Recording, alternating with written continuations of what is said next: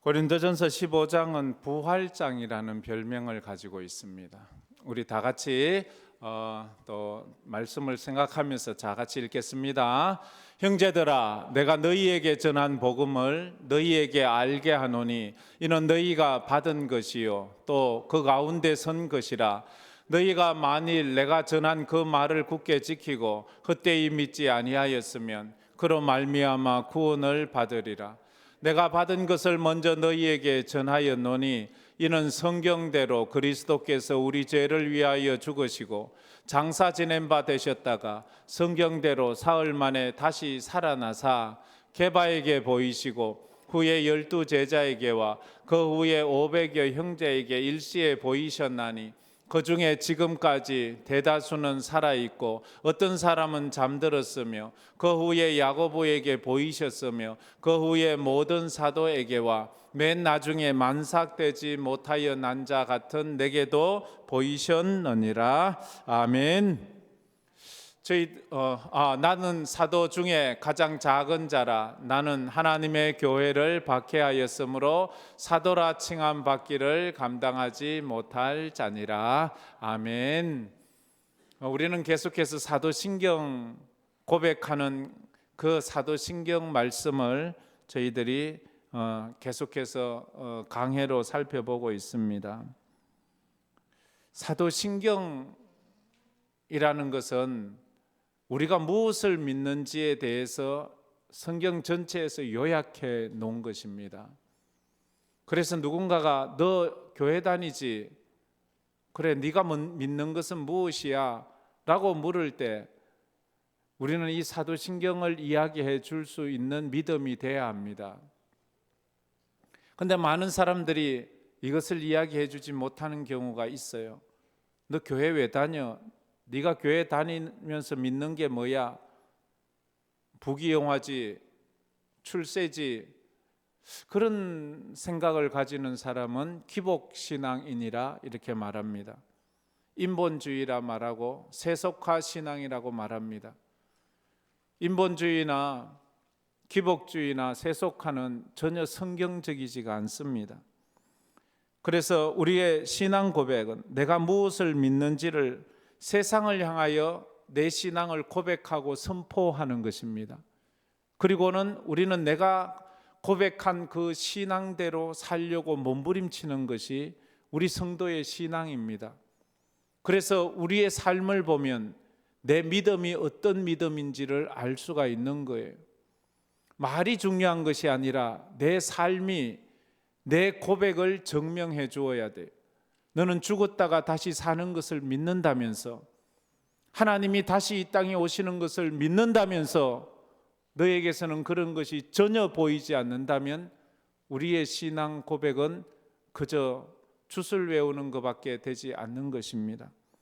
이 신앙 고백의 모든 문단의 시작은 그래도 나는 믿습니다 라고 시작합니다. 그리고는 그 뒤에 내가 믿는 내용을 이야기를 합니다. 지금까지 우리가 몇 가지 살펴보았지요. 나는 믿습니다. 전능하신 아버지 하나님, 천지의 창조주를. 나는 믿습니다. 유일하신 아들 우리 주 예수 그리스도를. 나는 믿습니다. 성령으로 잉태되어 동정녀 마리아에게 나심을. 나는 믿습니다. 본디오 빌라도에게 고난을 받아 십자가에 못 박혀 죽으셨음을. 그래서 나는 믿습니다. 나는 믿습니다. 이것이 파도처럼 쓰나미처럼 계속 거듭될수록 이 강도가 우리의 심령을 어마어마하게 때리면서 나를 거기에 함몰시켜 하나님의 은혜 가운데 들어가게 하는 고백이 바로 이 사도신경 신앙 고백입니다. 우리가 오늘 살펴볼 신앙 고백은 나는 믿습니다. 장사된 지 사흘 만에 죽은 자 가운데서 다시 살아나신 것을 우리는 저걸 믿습니다. 여러분에게도 이 믿음이 있기를 축복합니다. 다시 사신다는 믿음의 부활신앙이 있다는 거예요. 나는 죽어도 다시 삽니다. 이런 믿음이 있는 사람은 죽음 앞에 벌벌 떨 수 없습니다. 물론 우리는 육체를 가지고 있고 또 인간의 연약함이 있어서 순간순간 약해질 수는 있지만, 그러나 내가 다시 이 부활 신앙을 가지고 사도신경을 고백하면서 내 연약함, 내 두려움을 이겨내는 부활 신앙인이 되어야 되는 것입니다. 기독교 신앙의 본질은, 그 가장 큰 기초는 예수 그리스도입니다. 본질과 핵심이지요. 예수 그리스도가 우리의 믿음의 본질이고 핵심입니다. 이 말은 성경 전체에 대한 믿음이 다 있는데, 그 성경 전체를 꽉 하나로 집약시키고 집중시킨 하나로 고백하라면 성경 전체를 예수라고 말할 수 있습니다. 예수가 뭔데? 왜 예수를 믿어야 하는데? 우리는 예수님이 성령으로 잉태되어 동정녀 마리아에게 나신 것을 믿습니다. 우리는 본디오 빌라도에게 고난을 받아 십자가에 못 박혀 죽으셨음을 믿습니다. 죽은 지 3일 만에 부활하여 하늘에 올라가신 것을 또 믿습니다. 다시 살아나신 것을 믿지요. 기독교 신앙에 있어서, 그래서 우리가 무엇을 믿는지를 분명하게 해야 하는 것은, 여기에는 우리가 예수를 믿는데 그저 내 출세할 것을 믿습니다, 우리 아들 잘 되게 해줄 것을 믿습니다, 뭐 내 오래 살 것, 이런 고백은 단 하나도 없어요. 신앙 고백에 있는 고백과 내 신앙의 모습이 얼마나 차이가 있는지를 보면서 이것을 좁혀가고 이것을 새롭게 가는 것이 우리가 신앙 고백을 하는 이유요 목적입니다. 지난주도 질문을 했는데, 여러분은 신앙 고백을 몇 번이나 하셨습니까? 아마 예수 믿은 지 좀 오래되신 분들은 1000단위도 넘을 거예요. 일찍 믿은 사람은 10,000단위도 넘게 신앙 고백을 했을 거예요. 그러면 그토록 많은 신앙 고백을 했다면 여러분의 신앙이 그 신앙 고백처럼 살아가고 있습니까? 아직도 그 신앙 고백은 신앙 고백이고 나는 나고, 그렇게 한다면 안 되는 거예요. 다시 한번 도전을 받으시기를 바랍니다. 그리고 이런 시리즈 설교, 이런 강해 설교는요, 한번 듣기 시작했으면 끝까지 들으세요. 중간에 이빨 빠듯이 자꾸 빠지면 전체가 이렇게 한 퍼즐이 연결이 안 돼요. 우리가 모르는 이야기는 하나도 하지 않아요. 모르는 얘기를 하나도 하지 않는데 들을수록 강도가 강해지는 것을 느끼셔야 돼요. 이것이 따로따로 있을 때는 우리에게 잽처럼 별로 큰 영향을 주지 않아요. 그런데 함께 뭉쳐서 이것이 내게 올 때는 쓰나미처럼 강력하게 나를 다운시키는, 넉다운시키는 그런 메시지가 되기 때문에 그렇습니다. 그래서 가능하면 처음부터 끝까지 다 빠지지 않고 한번 들어보세요. 그러면 어느 순간 이 퍼즐이 딱 연결이 될 거예요. 그러면 예수가 보일 거예요. 성경 전체가 예수 안에서 해석된다는 것을 알 거예요. 성경 전체를 예수 안에서 해석되는 이유가 뭐예요? 성경은 하나님의 나라에서 시작해서 하나님의 나라로 끝나잖아요. 창세기 1장 하나님의 나라에서 시작해서 하나님의 나라로 끝납니다. 그런데 아담이 이 나라를 파괴했는데, 이 파괴된 하나님의 나라를 누가 회복시킵니까? 예수가 회복시키잖아요. 그래서 예수 그리스도에 대한 온전한 믿음만이 천국에 들어가는 거예요. 예수 그리스도에 대한 믿음만, 죽은 자 가운데서 다시 살아나신 주님을 믿는 그 믿음이 우리가 하나님의 나라에 들어가고 하나님의 나라에 하나님의 자녀가 되는 그런 축복을 준다 하는 것입니다. 그래서 우리가 예수의 부활을 믿느냐 안 믿느냐는 천국과 지옥을 결정하는 믿음이 되는 것입니다. 우리가 사도행전, 마태, 마가, 누가, 요한복음 다음에 있는 사도행전에 예수님의 제자들, 사도들의 설교가 여러 편 나옵니다. 처음에 베드로의 설교가 나오고요, 스데반 집사의 설교가 나오고요, 바울의 설교가 나오고, 쭉 사도들의 설교가 좀 나옵니다. 야고보의 설교도 나오고요. 그렇게 나오는데 그 메시지들의 핵심이 뭔가 하면 예수의 십자가와 부활을 전해요. 그게 참 이상하지요. 예수님은 이 땅에 오셔서 예수님은 수많은 가르침을 전했어요. 설교를 하셨어요. 예수님의 설교의 핵심은 하나님의 나라예요. 회개하라, 천국이 가까이 왔다. 그리고 성천하시면서도 하나님의 나라를 설교하셨어요. 그런데 제자들은 하나님의 나라를 설교하는 것이 아니라 예수님을 설교해요. 예수님의 십자가와 부활을 설교해요. 예수님의 십자가와 부활이 우리를 천국으로 인도하기 때문에 그 메시지의 변화를 알고, 그러나 그 근본 내용은 똑같다는 것을 우리가 알아야 합니다. 가끔은 이렇게 안타까운 말을 하는 사람이 있습니다. 나는 예수와 상관없이 교회를 잘 다닐 수 있습니다. 나는 예수가 부활하지 않았어도 나는 교회 다니는데 지장이 없어요. 이런 참 얼토당토하는 말을 하는 것이 있어요. 예수의 부활과 관계없이 교회를 다니는 것은 구원받지 못한 믿음을 가지고 있다고 자기 스스로가 시인하는 것입니다. 이런 사람은 죽은 후에 가슴을 치고 피눈물을 흘리며 후회할 것입니다. 왜? 맛있는 음식을 못 먹었어요? 아니지요. 좋은 여행지에 못 가보고 죽었어요? 그것도 아니에요. 교회를 다녔으면서도 예수를 믿지 않은 것을 가슴을 칠 거예요. 교회를 다니면서도 예수를 믿지 않는 것이 얼마나 억울한 일인지 그때야 알 거예요.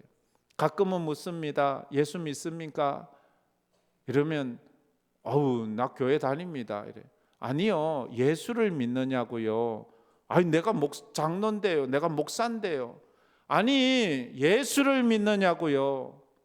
사람은 자기가 교회에 다니고 예배당에 와서 예배 자리에 지금 이렇게 앉아 있으면 다 예수 믿고 천국 가리라는 착각을 하는 사람이 가끔 있어요. 내 마음에 예수를 믿어야 천국 가는 거지 예배당에 앉아 있다고 천국 가는 게 아님을 우리는 알아야 합니다. 우리가 왜 이렇게 이 추운 날씨에 이렇게 하나님의 전에 나와서 예배를 드립니까? 우리가 다른 사람들보다 추위에 강해서 이렇게 나오는 것입니까? 그게 아니잖아요. 이렇게 나왔으면 우리가 이렇게 하나님 앞에 나온 이유를 알고 제대로 된 믿음 생활을 해 나가야지 건강한 신앙 생활을 하는 거지요. 좋은 이야기 들으러 왔습니다. 아니요. 좋은 이야기 들으려면 도리어 TV 틀어놓는 것이 더 좋은 이야기가 많습니다. 얼마나 좋은 이야기가 많고요. 멋진 사람들이 많아요. 그런데 우리가 이곳에 이렇게 나오는 것은 생명의 말씀을 들으려고 오는 것이지 않습니까? 그래요. 그렇습니다. 구원을 받는 믿음은 막연한 믿음이 아니에요. 구체적인 믿음이에요. 당신이 천국 가는 이유에 대해서 말씀으로 설명해 보세요. 그게 구체적인 게, 그러면 사도신경을 이야기하면 됩니다. 다른 거 난 신학자도 아니고 난 목사도 아니고 나는 뭐 성경 공부도 해보지 못. 아니 그것을 이야기하지 말고요. 전능하사 천지를 만드신 하나님 아버지를 내가 믿습니다. 나는 하나님이 우주 만물을 창조하신 창조주임을 믿습니다. 이 말이잖아요. 그걸 이야기를 하세요. 그리고 그 하나님이 내 아버지라는 것을 이야기를 하세요. 그리고 그의 독생자 예수 그리스도가 나의 주님이심을 이야기를 하세요. 그 예수님이 성령으로 잉태되시고 동정녀에게 태어나셨다는 이걸 쭉 설명만 하면 돼요. 그러면 처음 듣는 사람들은 보면 와, 이렇게 그런 이야기를 어떻게 아십니까? 당신도 교회 다녀보면 저절로 알게 될 겁니다. 이렇게 얘기하면 됩니다. 사도신경을 고백한다고 말하면서 당신의 믿음을 설명하지 못한다면 그 사도신경이 아무런 나에게 영향력이 없는 것과도 같다는 것을 알아야 합니다. 어떤 분들은 예수님을 인류 역사의 4대 성인 정도로만 아는 사람이 있어요. 아이고 훌륭하신 분이지. 그 말씀 아니요. 그 믿음으로는, 그런 생각으로는 구원을 받을 수 없습니다. 그럼 어떻게 해야 되는가 하면 오늘 말씀을 중심으로 보면, 첫째, 예수님은 성경대로 죽으시고 성경대로 다시 살아나셨습니다. 다 같이 읽어봅시다.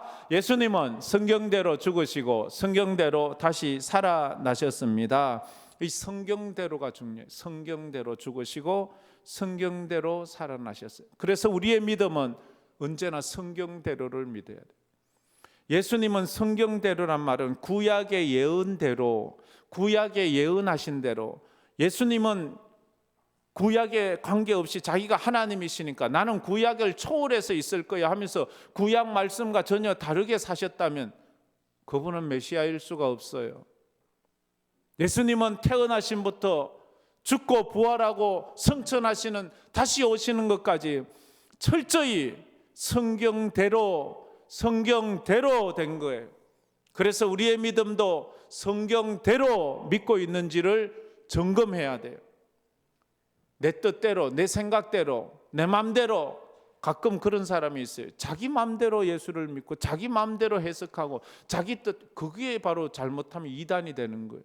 이단들이 왜 달래 이단이에요? 자기들 뜻대로 자기들 멋대로 성경을 해석하고 가지고 놀기 때문에. 그래서 로마서 10장 9절에 이렇게 말씀을 하고 있습니다. 다 같이 읽어봅시다.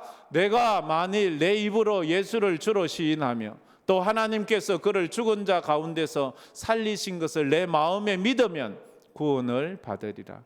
어떻게 해야 구원받는다고요? 예수를 죽은 자 가운데서 살리신 것을 내 마음에 믿으면, 성경대로 살아나셨음을 믿으면 구원을 얻는 거예요. 기독교의 출발은 예수님의 부활입니다. 다시 살아나시는 거예요. 예수님의 부활이 없다면 기독교는 없어요.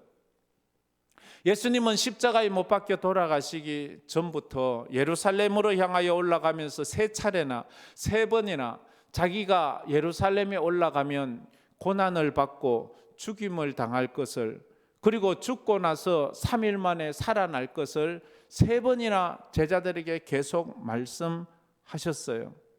그런데 진짜로 예수님께서 예루살렘에 올라가셨을 때 그 말씀대로 대사장과 서기관과 바리새인들에게 붙잡혀서 사형을 받아 십자가에 못 박혀 죽었어요. 죽자 제자들이 멘붕이 왔어요. 그러면 예수님께서 세 번이나 하신 그 말씀이 까맣게 기억이 나지 않는 거예요. 큰일 난 거예요. 그래서 그들은 예수님이 다시 살아나실 것이란 말씀이 기억이 나질 않아서 다들 부활을 믿지 않았어요. 다시 살아날 것을 믿지 않았어요. 그들 중에 단 한 명이라도 예수님이 살아있을 때 내가 예루살렘에 가면 고난받아 죽고 3일 만에 살아날 거야, 이게 기억났다면 말했을까? 우리가 예수님이 그때 죽었다가 살아난다 하셨잖아, 우리 3일만 기다려보자, 3일 만에 살아나신다고 하셨잖아, 그러면 그랬을 것인데 그렇게 말한 제자가 단 한 사람도 없었다는 거예요. 그들은 다 숨어 있었어요. 뿔뿔이 흩어져 있었어요. 도마 같은 의심 많은 사람은 더더욱 믿을 수가 없었겠지요. 그랬어요. 그랬던 제자들이에요. 그랬던 제자들이 갑자기 예수가 부활했다 말하고, 갑자기 예수를 위해 죽겠다고 말하고, 다 예수를 위해 순교를 하는 거예요. 어떻게 그것을 설명할 수 있어요? 갑자기 왜 이 제자들이 예수 살아있을 때도 예수 모른다 하고, 예수 죽을 때 예수 죽었다 하라고 낙심했던 자들이 왜 갑자기, 그것은 예수님 부활을 확인했다는 것밖에는 다른 것으로 설명할 길이 없어요. 베드로 같은 경우엔 예수님께서 붙잡혀 갈 때 3번이나 모른다 부인했잖아요. 저주까지 했잖아요. 그랬던 자가 어떻게 갑자기 목숨 걸고 길거리에 나가서 예수는 살아계신 하나님의 아들입니다라고 외칠 수 있냔 말이에요. 정신 나간 거예요? 그럴 리가 없잖아요. 오늘 우리의 회복이, 신앙이 회복되고 뜨거워지는 것도 확실한 부활 신앙을 가지는 거예요. 나도 죽어도 다시 산다는 믿음만 확실히 있다면 지금처럼 이렇게 우물쭈물 염려와 걱정과 두려움 가운데 비겁하게 살아가지 않을 거예요. 좀 더 강하고 담대하게 살아갈 거예요. 어차피 이 인생 한 번 하면 한 번 가는 것은 정해진 거예요. 누구도 거절할 수 없는 거예요. 그렇다면 나는 내 다음 생에 다시 살아날 때 어떻게 살 것인가를 고민해 봐야 되지 않겠습니까? 그런데 베드로는 처음 예수님이 고난받아 죽는다고 말했을 때 도무지 믿을 수가 없었어요. 부활한다는 것도 믿을 수가 없었어요. 그게 마태복음 16장 21절 22절 말씀에 있지요. 이때로부터 예수 그리스도께서 자기가 예루살렘에 올라가 장로들과 대제사장들과 서기관들에게 많은 고난을 받고 죽임을 당하고 제3일에 살아나야 할 것을 제자들에게 비로소 나타내신, 예수님이 자기의 죽음과 부활에 대해서 제자들에게 이야기를 했어요. 이 이야기를 듣는 베드로의 반응을 보세요. 베드로가 예수를 붙들고 항변하여 이르되 주여 그리 마옵소서. 죽지 말라는 말이지요. 이 일이 결코 죽게 미치지 아니한 주님 결코 죽지 않을 겁니다. 내가 목숨 걸고 주님을 지켜주겠습니다. 아니 이게 누가 해야 할 말이에요? 그래서 그 다음에 보면 23절에 보면 사탄아 물러가라. 베드로가 지금 사탄 짓을 하는 거예요. 예수님이 죽었다가 살아나야 된다는 그 의미를 그는 몰랐어요. 왜냐하면 베드로는 도무지 이게 믿어지지 않는 거예요. 믿을 수가 없는 거예요. 어떻게 사람이 죽었다 살아난단 말이야. 예수님이 많은 기적은 행하지만 어떻게 자신이 죽었다가 살아날 수가 있느냐고, 이건 있을 수가 없다고 그렇게 믿을 수 없었기 때문에 그런 거예요. 어떤 이단이 나왔었어요. 어떤 이단이 자기가 하나님이라 말하면서 사람들을 모았어요. 근데 사람들이 많이 안 모아지는 거예요. 자기의 말을 안 믿는 거예요. 그래서 옆에 지나가던 사람이 내가 한 가지 가르쳐 줄까요? 이러니까 그게 뭔데요? 당신이 한번 죽으세요. 그리고 3일 만에 살아나 보세요. 그러면 사람들이 구름대처럼 당신을 따라갈 겁니다. 그렇지 않겠어요? 자기가 하나님이라 말하면서 죽어보세요. 예수님처럼. 그리고 3일 만에 한번 살아나 보세요. 왜 날 안 따르냐고 말하지 말고 그걸 보여주세요. 이단들, 교주들, 거짓 선생들이 진짜라면 그들이 죽고 3일 만에 살아나는지를 보세요. 살아나면 그를 믿으세요. 그러나 살아나지 않으면 믿지 마세요. 박태선 자기 죽으면 다시 살아난다 말했는데 3일 지나도 30일이 지나도 3년이 지나도 지금 30년이 넘은 지가 훨씬 넘었는데 아직도 안 살아나요. 그런데 그 시신 가져다 놓고 아직도 살아날 것을 믿는 사람이 있어요. 의리섞기 거지없는 그런 사람들이지요. 그런데 부활의 주님을 믿었을 때 어떻게 되는가 하면 요한복음 20장 28절에 저렇게 됩니다. 도마가 대답하여 이르되 나의 주님이시요 나의 하나님이시니이다. 도마가 누구예요? 의심 많은 사람이에요. 도무지 보고도. 그래서 예수님 부활하셨을 때 도마만 쏙 빠지고 다른 제자들은 부활의 주님이 오셨을 때 다 만났어요. 그래서 제자들이 우리 주님 봤어. 주님 부활하셨어. 확실해. 거짓말하지 마. 나는 내 손으로 예수님 손바닥에 못자국에 손가락 넣어보고 예수님 옆구리 창자국 난데인데 내 손 넣기 전에는 나 못 믿어. 이렇게 말했던 사람이에요. 근데 예수님이 오시자 도마가 하는 말이 나의 주님이시요 나의 하나님이십니다 라고 그렇게 말하는 거예요. 도마가 그렇게 말한 것은 그가 직접 보고 경험했기 때문에 그러는 거예요.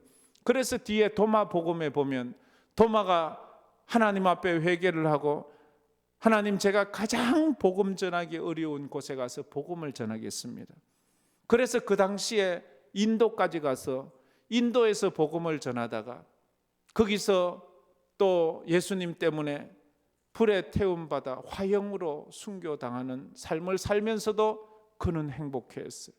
내가 살아서 예수를 의심하고 또 의심했는데 이제 나는 다시는 의심하지 않겠다고 그렇게 그 부활의 주님을 증언하며 살았습니다. 오늘 말씀이 그거지요. 3절 4절 말씀 우리 다시 한번 다 같이 한번 읽어보겠습니다.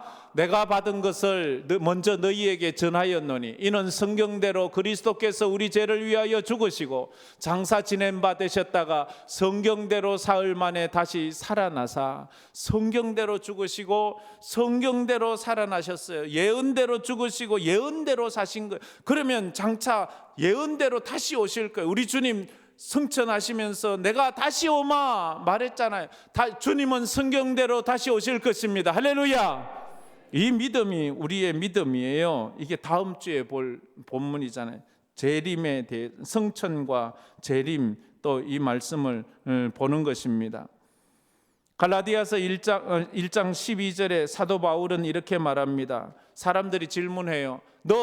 네가 전하는 거 어디서 난 거야? 그 이단이야? 그 잘못된 거야? 할 때 그가 한 말은 내가 사람에게 받은 것도 아니요 배운 것도 아니요 오직 예수 그리스도의 계시로 말미암은 것이니라. 내가 전하는 이 십자가 복음은 이 십자가의 복음 죽음과 부활은 내가 누구에게 사람에게 배운 것이 아니라 예수님께 다메섹 길에 갈 때에 다메섹 길에서 예수님이 내게 가르쳐 주신 그 말씀이야 라고 그렇게 말하는 겁니다.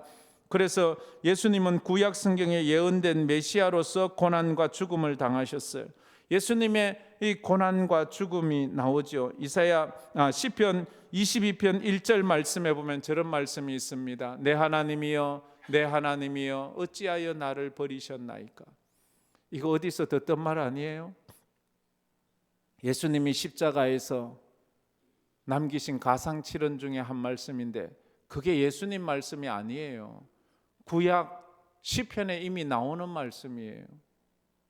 예수님은 십자가에서 하셨던 그 가상칠언, 그 어느 것도 예수님 스스로가 한 말이 없어요. 전부 구약 성경에 나오는 말이에요. 사람이 십자가에 못 박혀 피 흘리며 고통 가운데 죽어가면서 내가 이제 구약 성경에 나오는 말을 이렇게 생각하고 할 사람이 어디 있어요? 그건 어떻게 한다 해도 태어날 때 나는 그럼 성령으로 잉태되어 이렇게 자기 태어날 걸 자기가 그런 것 없잖아요. 그러니까 예수님의 생애는 진짜 하나님의 예언대로 그렇게 되었다는 거예요. 그 고난 가운데 또 가장 확실한 건 이사야서 53장 말씀이잖아요.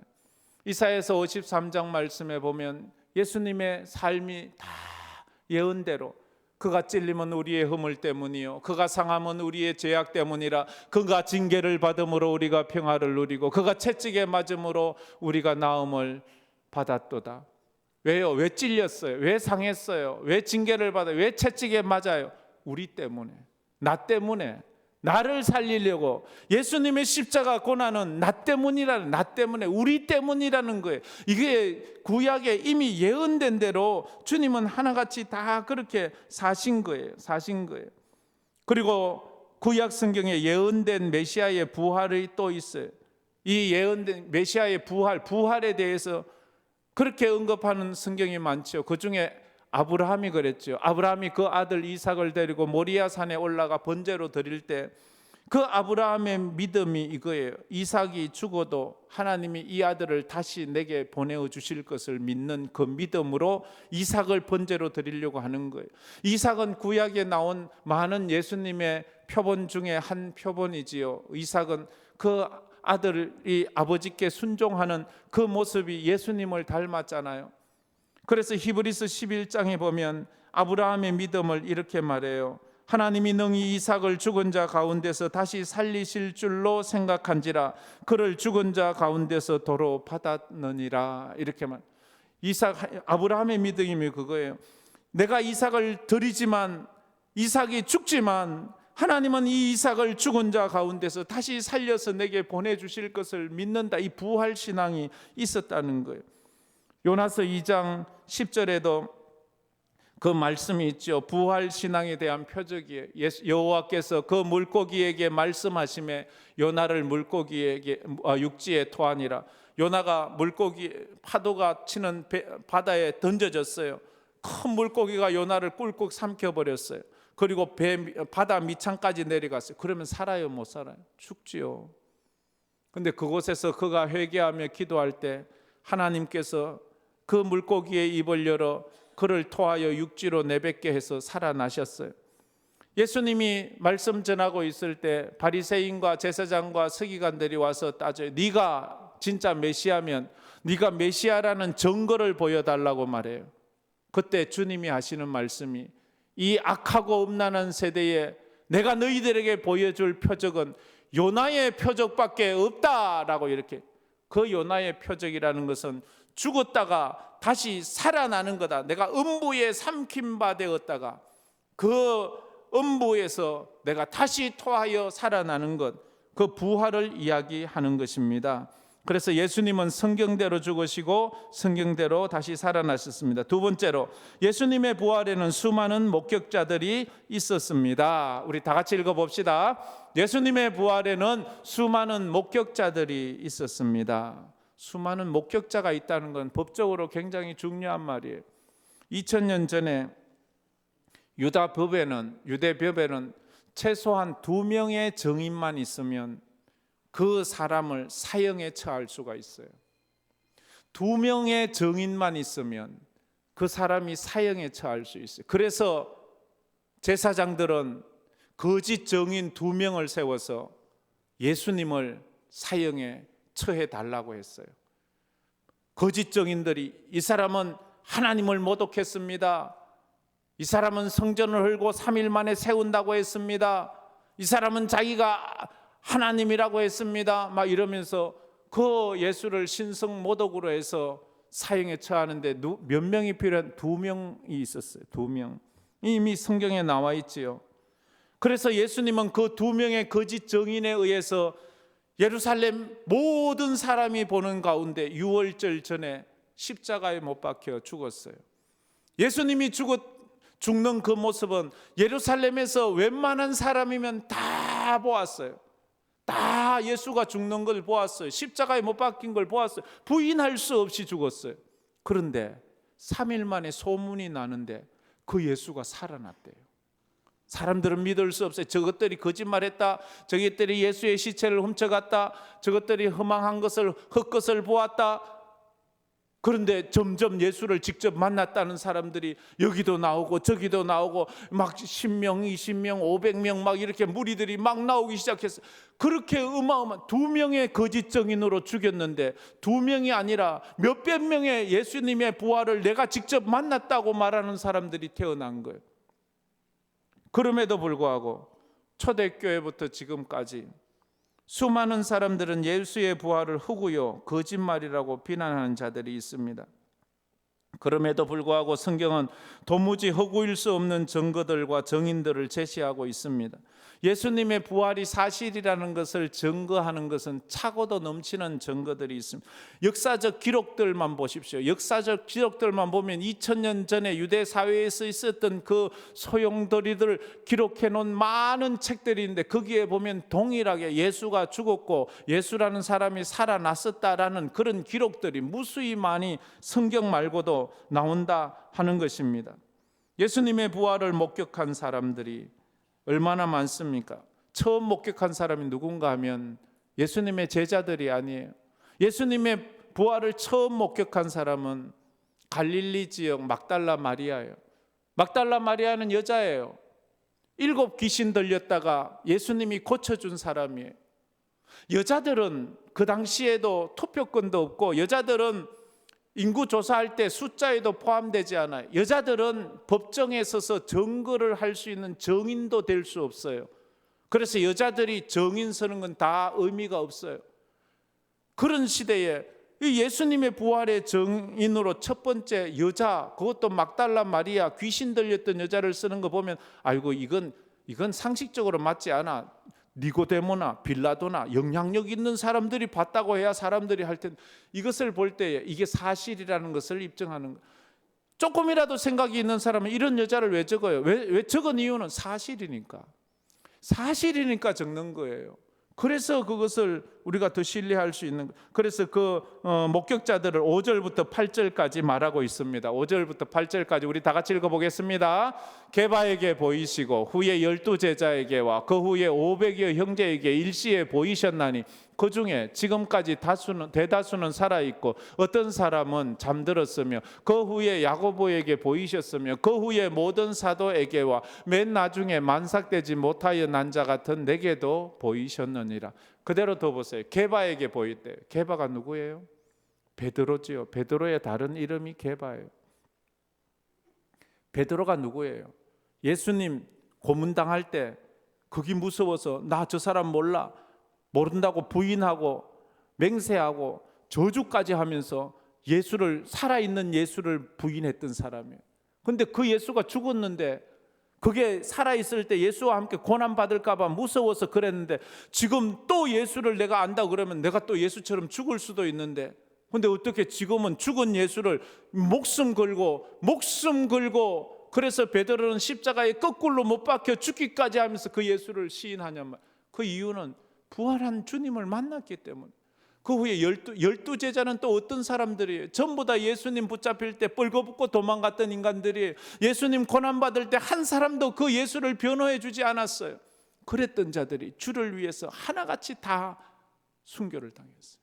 500여 형제, 초대교회 수많은 사람들이 예수를 때문에 사자의 밥이 되고 그 수많이 십자가에 못 박혀 죽고 굶주려 죽고 매 맞아 죽고 그러면서 했던 그 500의 형제만 있어요. 그 수많은 무리들 그 중에 지금까지 대다수 고린도 전서를 질 때는 예수님 십자가에 돌아가시고 25년쯤 후에 고린도 전서를 기록하고 있어요. 25년 전에 예수님 돌아가셨으니까 아직 살아있는 사람이 다수가 살아있다는 거예요.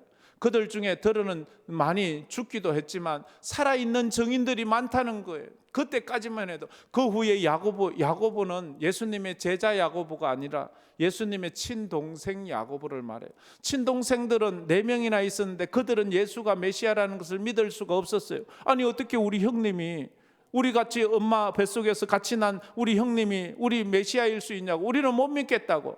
그렇게 말했던 제 동생들이 예수님의 부활을 그들이 직접 보고는, 예수 죽은 거 보았잖아요. 근데 그 예수가 살아났잖아요. 그래서 믿는 거예요. 예수가 동생이 믿는 거예요. 그 후에 모든 사도에게, 맨 나중에 만상되지 못하여 잔 내게, 사도 바울은 누구예요? 예수 믿는 사람을, 스데반 집사를 돌로 쳐 죽이는데 가표에 투표하고 스데반 집사를 돌로 쳐 죽이는데 뒤에서 조정했던 사람이 사도 바울이에요.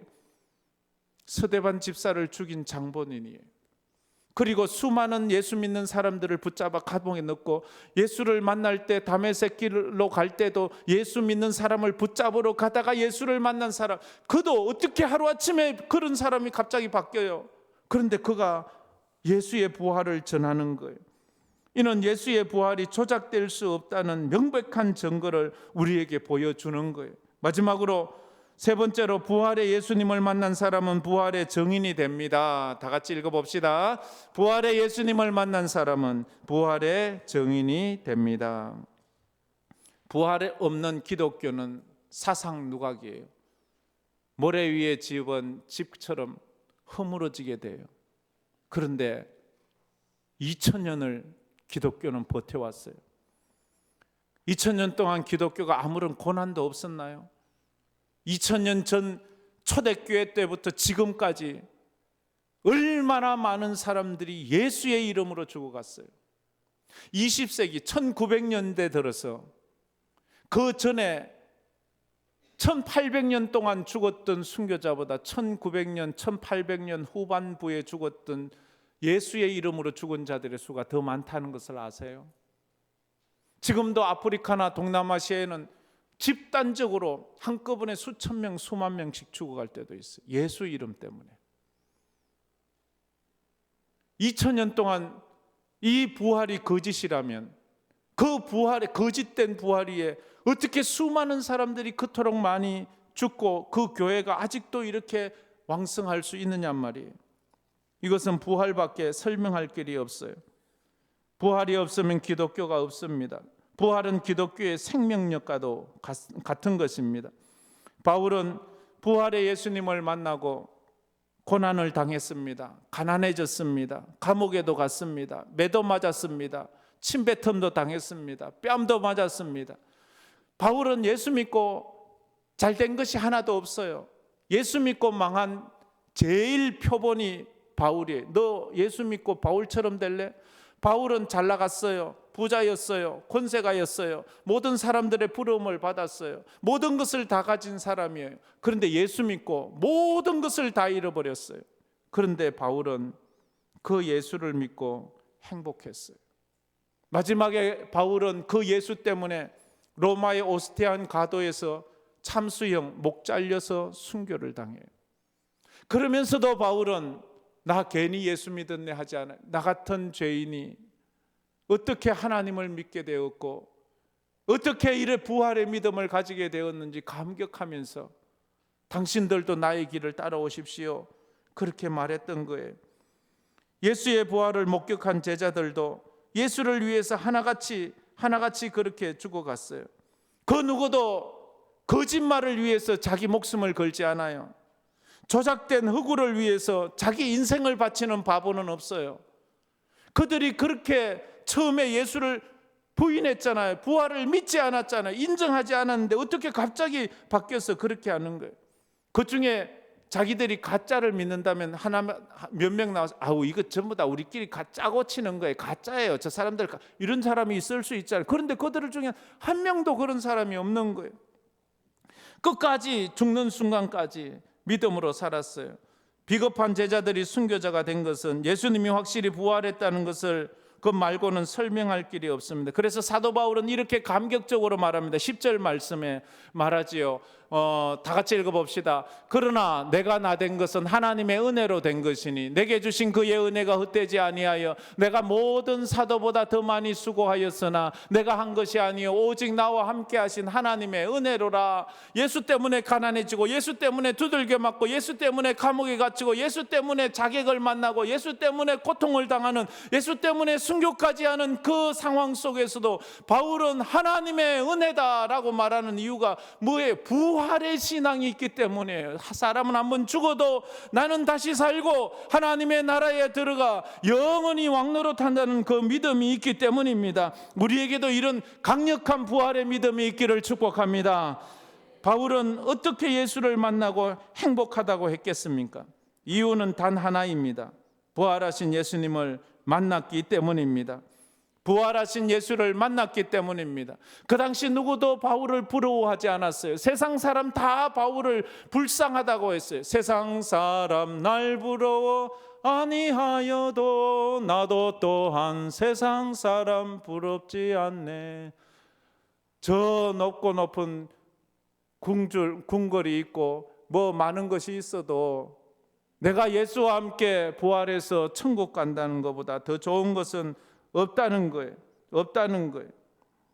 그래서 사도 바울은 마지막 죽음을 앞두고 이런 유언서를 남기죠. 디모데후서 4장 6절 8절 말씀. 이건 바울이 죽음 직전에 전제와 같이 내가 벌써 부음이 되고 나의 떠날 시각이 가까웠다는 말, 내 죽음의 시간이 가까이 왔다는 그런 뜻이에요. 7절부터 8절 우리 다 같이 읽어봅시다. 나는 선한 싸움을 싸우고 나의 달려갈 길을 마치고 믿음을 지켰으니 이제후로는 나를 위하여 의의 면류관이 예비되었으므로 주 곧 의로운 재판장이 그날에 내게 주실 것이며 내게만 아니라 주의 나타나심을 사모하는 모든 자에게 도니라. 자기 인생을 돌아보면서 하는 말이에요. 죽음을 이제 불과 얼마 남기지 않고서 하는 말이에요. 어떻게 보면 아우 나 예수 믿어서 고생만 했네, 나 예수 믿어서 인생 망했네, 이렇게 말하지 않아요. 내가 선한 싸움을 싸우고 나의 달려갈 길을 마치고 내가 믿음을 지켰으니 이제 내가 의의 면류관, 영광의 면류관, 생명의 면류관이 나를 위해서 준비되었습니다. 그 다음이 중요해요. 내게만 아니라 주의 나타나심을 사모하는 모든 사람도 나와 같이 이런 축복이 있을 것입니다. 이런 말을 여러분에게도 그 은혜가 있기를 축복합니다. 부활신앙을 가질 때 이런 은혜가 있는 거예요. 그래서 사도행전 1장 8절에 부활신앙이 있는 사람은 부활의 증인이 되는 거예요. 오직 성령이 너희에게 임하시면 너희가 권능을 받고 예루살렘과 온 유대와 사마리아와 땅끝까지 이르러 내 증인이 되리라. 부활의 증인이 되는 거예요. 예수가 살아나셨다, 예수가 죽은 자 가운데서 살아나셨다, 이것만큼 확실한 부활 신앙이 없어요. 여러분이 부활의 신앙을 가지고 있다면 부활의 증인이 되어야 합니다. 부활을 전해 주어야 합니다. 그래야지만 부활 신앙을 증명할 수 있는 거예요. 여러분이 사도신경을 고백하고 예수가 죽은 자 가운데서 3일 만에 살아났음을 고백했다면 이제 이 증인이 되시기를 주의 이름으로 축복합니다. 마지막으로 이 질문에 답해 보시기를 바랍니다. 당신은 죽은 지 사흘 만에 다시 살아나신 예수님을 믿습니까? 다시 한번, 당신은 죽은 지 사흘 만에 다시 살아나신 예수님을 믿습니까? 아멘. 이 믿음으로 우리 찬양을 하도록 하겠습니다. 예, 우리 찬양할 때 우리의 믿음을 선포하듯이 한번 찬양합시다. 주 하나님 독생자 예수 날 위하여 오시었네.